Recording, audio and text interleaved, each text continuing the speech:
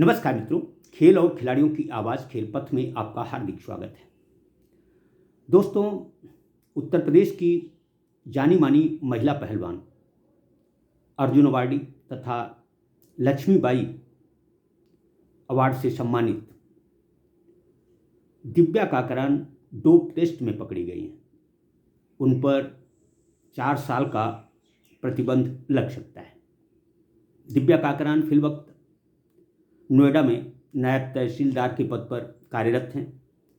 इससे पहले उन्हें रेलवे ने नौकरी दी थी, लेकिन पिछले साल उत्तर प्रदेश सरकार ने उन्हें नायब तहसीलदार बनाकर प्रोत्साहित किया था।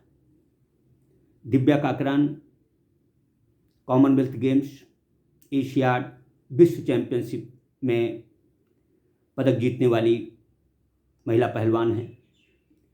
जिस तरह से वह डोप टेस्ट में पकड़ी गई हैं, उससे उनके प्रशंसक खासे चिंतित हैं और दुखी भी हैं।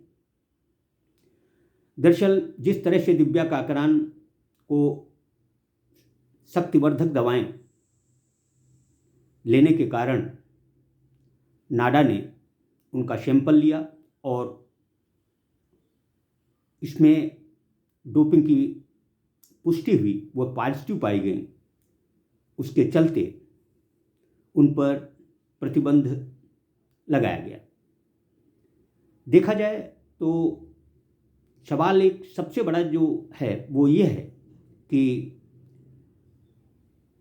विभिन्न राज्य सरकारें खिलाड़ियों के प्रोत्साहन की दिशा में काम कर रही हैं।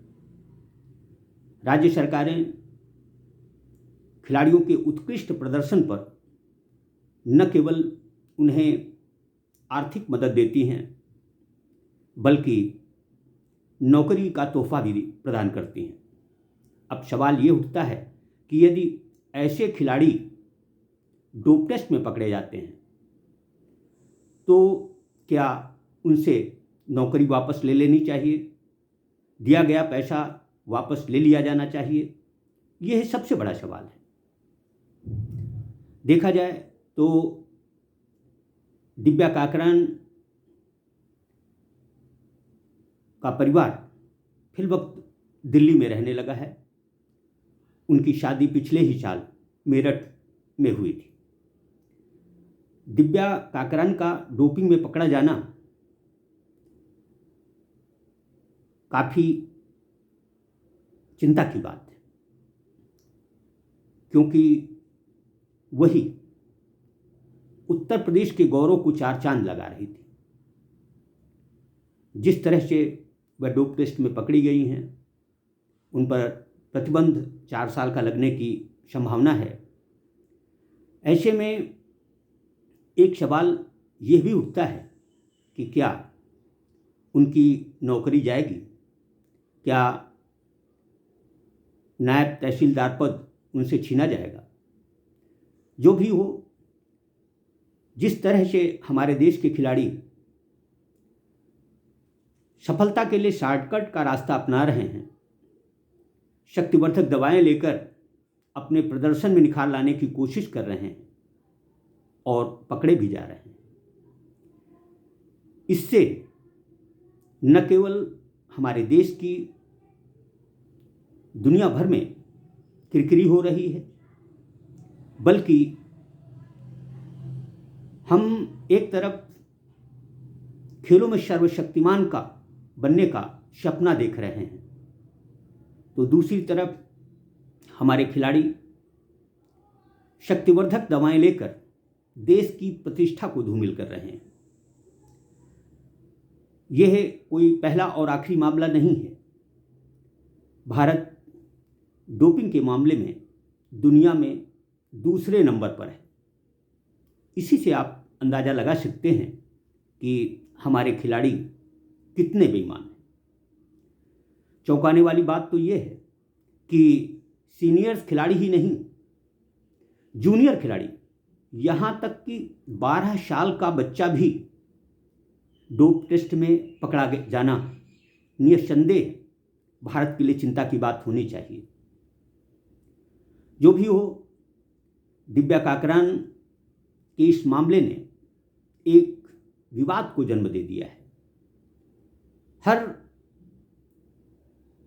खेल प्रेमी यह जानना चाहता है कि ऐसे बेईमान खिलाड़ियों को क्या सज़ा मिलनी चाहिए, क्या जो इनको शासकीय सुविधाएं या आर्थिक मदद दी गई उसे वापस लेना चाहिए। ये बहुत सारे सवाल हैं, लेकिन ये इन सारे सवालों का जवाब सिर्फ सरकार के पास में है। सरकार के विवेक पर निर्भर करता है कि वह ऐसे खिलाड़ियों की कैसे और किस तरह से मदद करे, और यदि मदद की गई है तो उनकी मदद वापस कैसे ली जाए। जो भी हो, जिस तरह से हमारे देश में खिलाड़ी डोपिंग के संजाल में फंसे हुए हैं, उससे यदि हम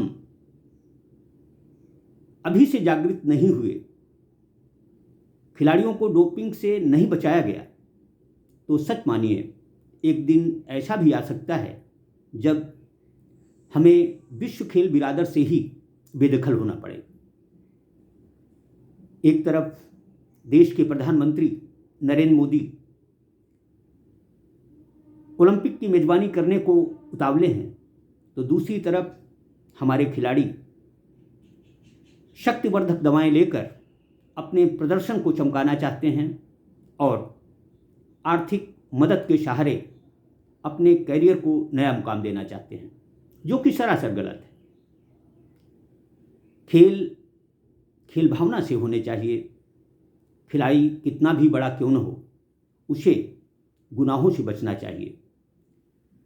शॉर्टकट रास्ते से हासिल मंजिल बहुत स्थायी नहीं हो सकती।